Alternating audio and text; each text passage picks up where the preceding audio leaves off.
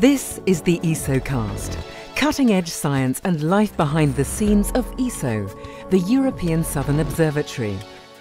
Exploring the ultimate frontier with our host Dr. J, aka Dr. Joe Liske. Hello and welcome to this special episode of the ESOcast. Leading up to ESO's 50th anniversary in October 2012, we will showcase 8 special features portraying ESO's first 50 years of exploring the southern sky.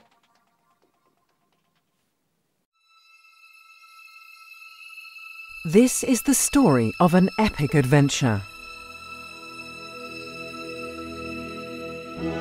A story of cosmic curiosity, courage and perseverance.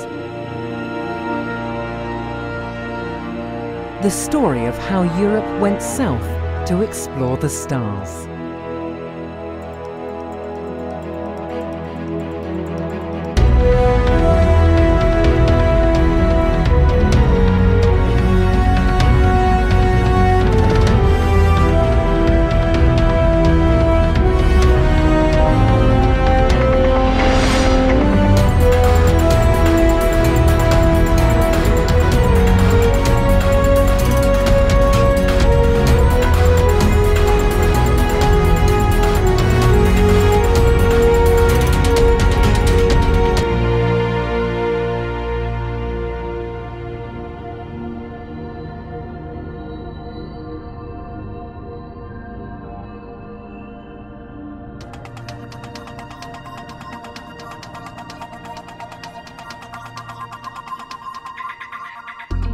Welcome to ESO, the European Southern Observatory. 50 years old, but more vital than ever.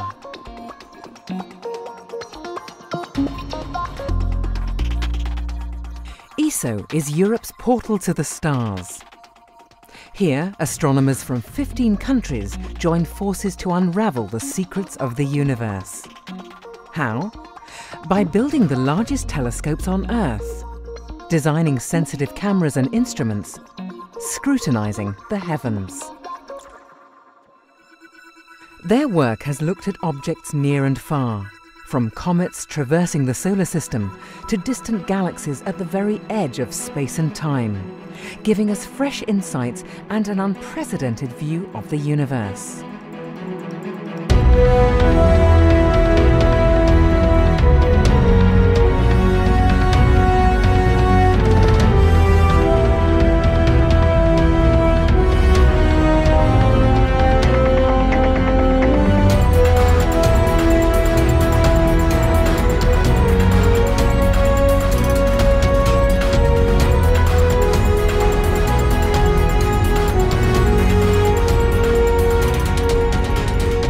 A universe of deep mysteries and hidden secrets, and staggering beauty. From remote mountaintops in Chile, European astronomers are reaching for the stars. But why Chile? What made the astronomers go south? The European Southern Observatory has its headquarters in Garching, Germany. But from Europe, only part of the sky can be seen. To fill in the gaps, you have to travel south.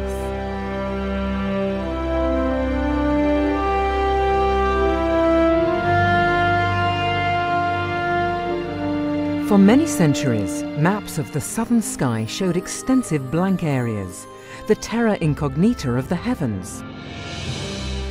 1595. For the first time, Dutch traders set sail to the East Indies.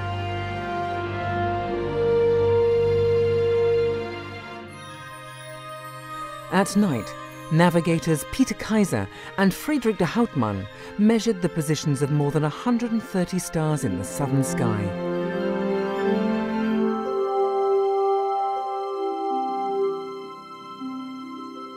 Soon, celestial globes and maps showed 12 new constellations, none of which had ever been seen before by any European. The British were the first to construct a permanent astronomical outpost in the southern hemisphere. The Royal Observatory at the Cape of Good Hope was founded in 1820. Not much later, John Herschel built his own private observatory close to South Africa's famous Table Mountain. What a view! Dark skies, bright clusters, and star clouds high overhead. Little wonder that Harvard, Yale, and Leiden observatories followed suit with their own southern stations. But the exploration of the southern sky still took lots of courage, passion, and perseverance.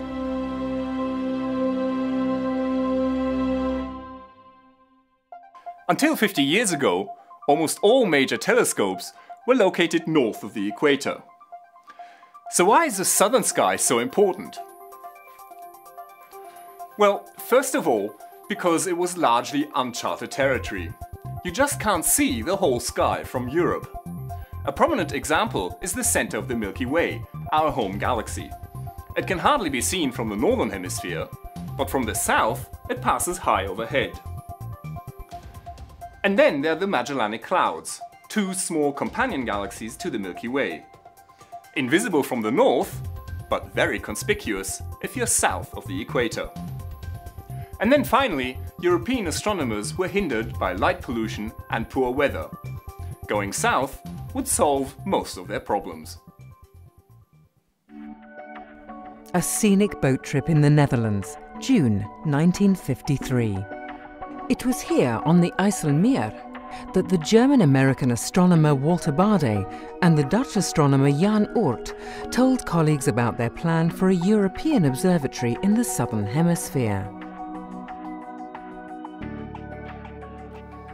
Individually, no one European country could compete with the United States. But together, they might. 7 months later, 12 astronomers from 6 countries gathered here, in the stately Senate room of Leiden University. They signed a statement expressing the desire to establish a European observatory in South Africa. This paved the way for the birth of ESO. But hang on, South Africa? Well, it made sense, of course. South Africa already had the Cape Observatory and, after 1909, the Transvaal Observatory in Johannesburg. Leiden Observatory had its own southern station in Hartbeespoort. In 1955, astronomers set up test equipment to find the best possible spot for a big telescope. Zeekoegat in the Great Karoo or Tafelkopje near Bloemfontein. But the weather was not all that favourable. Around 1960, the focus shifted to the rugged landscape of northern Chile. American astronomers were also planning their own Southern Hemisphere observatory here. Harsh horseback expeditions revealed much better conditions than in South Africa. In 1963, the die was cast. Chile it would be.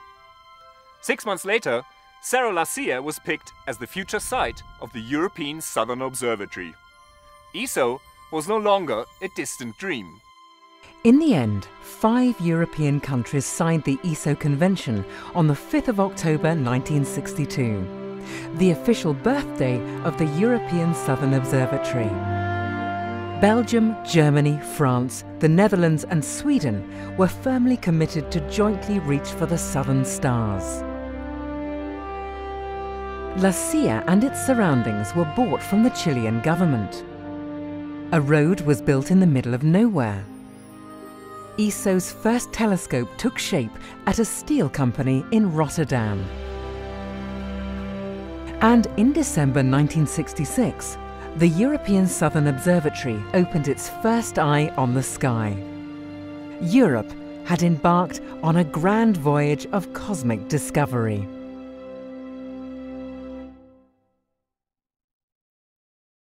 This is Dr. J, signing off from this special episode of the ESOcast.